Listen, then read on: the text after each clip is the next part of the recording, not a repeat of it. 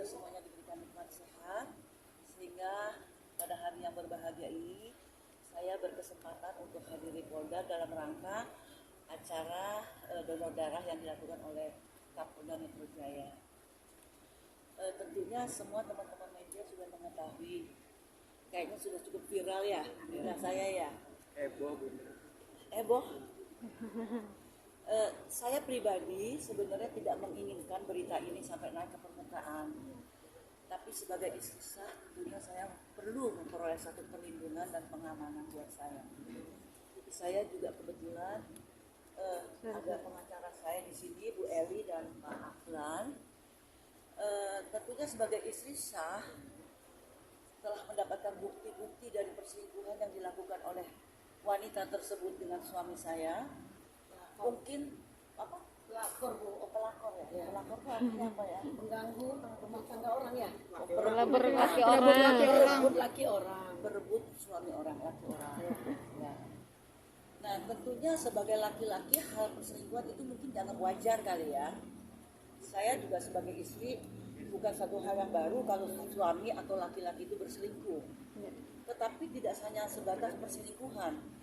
Ternyata di balik itu semuanya mengakibatkan adanya pemalsuan tanda tangan saya untuk sebuah aset sebagai harta bersama saya dengan suami saya.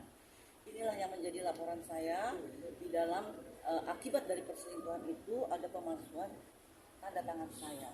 Berapa aset Bun yang dipalsukan? Yang baru ketahuan satu.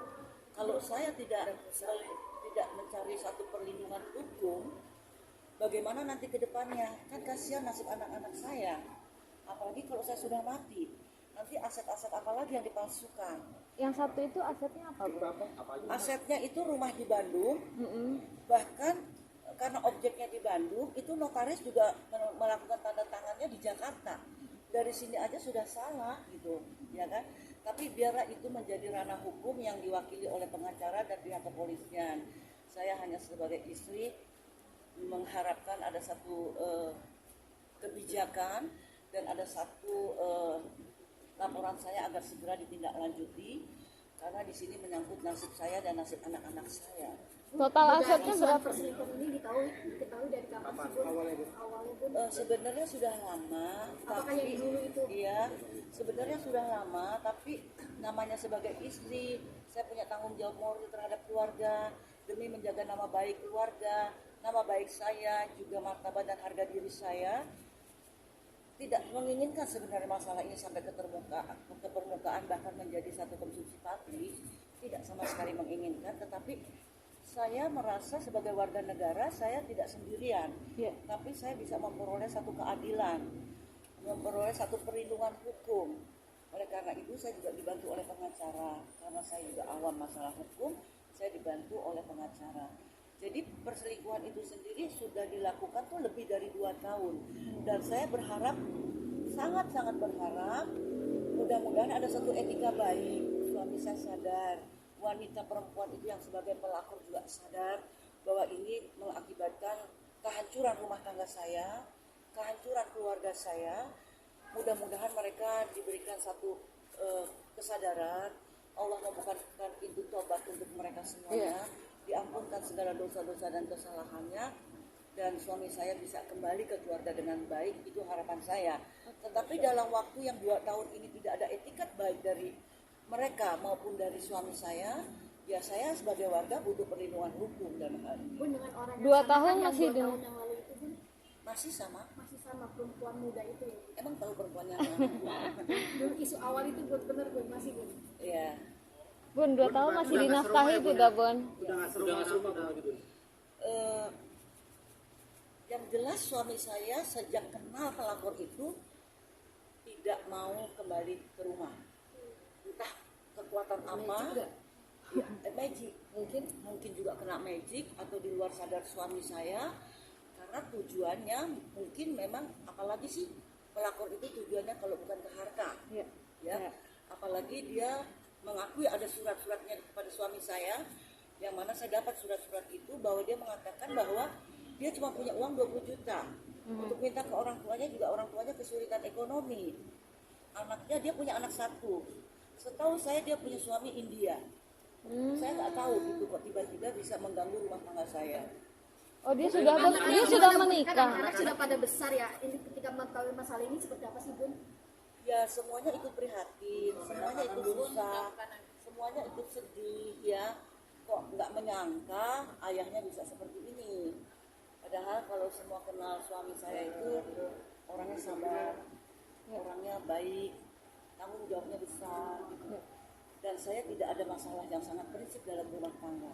Bahkan pembantu saya pun mengatakan nggak pernah melihat ibu berantem sama bapak, tiba-tiba ada kejadian begini. Oleh karena itu saya berharap mungkin sebulan, 2 bulan ada etika baik, ada kesadaran. Mungkin setahun sampai akhirnya lebih dari 2 tahun, ternyata memang sudah tidak ada etika baik lagi. Saya sebagai istri yang memang zalim ya, zalimi, yang mudah-mudahan ini merupakan satu jembatan untuk saya. Allah mengangkat harkat dan derajat martabat saya dengan ujian ini, karena tidak akan mungkin terjadi juga ujian ini kalau bukan karena kehendak Allah. Bun, kemarin Dan Allah mengetahui jika kita juga tidak akan mungkin diuji di luar batas kemampuan kita. Bun, kemarin beliau mangkir dari panggilan kepolisian, pendapat Bunda gimana? Kalau Alasannya dari pihak mau sana bertemu saya nggak mana? tahu ya, mungkin bisa ditanyakan ke pengacara atau langsung ke polisian. Jadi silakan aja gitu. Alasannya kemarin nggak datang kan karena pengen ketemu Bunda di luar, taunya Bunda lagi di luar Nggak negeri. ada. Dia tahu telepon saya, dia tahu telepon anak saya, dia tahu rumahnya kemana dia harus pulang. Jadi nggak mungkin untuk bisa menghindar gitu. Iya. Jadi jangan selalu mencari-cari untuk pembenaran-pembenaran. Kalau memang sudah salah, ya mengakuilah kesalahan itu, karena Allah saja maha mengampuni. Masa kita enggak untuk memaafkan? Bun, dari Itu persoalan kebongkaran kemarin perselingkuhan, gimana sih? kebongkaran perselingkuhan, akhirnya Bunda tahu tentang foto perselingkuhan yang Firman itu gimana ceritanya, Bu? Sangat mudah. Ketika saya pulang ke rumah dengan niat untuk bicara baik-baik, dengan niat untuk menyelamatkan rumah tangga saya, dia malah pergi dan telepon itu ketinggalan. Oh, Jadi memang ini mungkin jalannya Tuhan, skenario-nya Allah, sehingga telepon itu saya bisa peroleh semua data-data yang ada di situ. Oke, Bun, ini kan dari pihak sekolah kan sudah sempat respon ya, Bun ya. Dari Bunda sendiri menanggapi respon dari pihak suami Tidak gimana? apa-apa, semua warga punya hak untuk memperoleh satu keadilan, untuk boleh membela diri. Cuman benar atau tidaknya biar nanti masyarakat yang menilai, dan juga pihak kepolisian yang berwajib, bahkan sampai ke tingkat pengadilan pun nanti masalahnya juga akan terbuka semuanya. Bun, ini kan baru satu aset, artinya sudah menyelamatkan aset-aset yang lain. Belum sih, Bun, sudah ngecek belum sih, Bun, takutnya Kalau kita menyelamatkan aset itu memang sih segala sesuatu itu punyanya Allah ya. Kita di dunia ini kan cuma dipinjami. Tetapi jangan sampai kita menyimpang ke masalah-masalah yang berakibat hukum ya. Kalau aset mau diselamatkan, kalau memang ada etika orang itu mau menipu atau untuk mencuri atau memasukkan tanda tangan lagi, ya dia akan berhadapan lagi dengan hukum. Ini yang saya khawatirkan, jangan sampai nanti kalau saya mati, anak-anak saya mengalami hal seperti ini. Apalagi nanti yang dipalsukan, aset apalagi yang mau diambil gitu kan.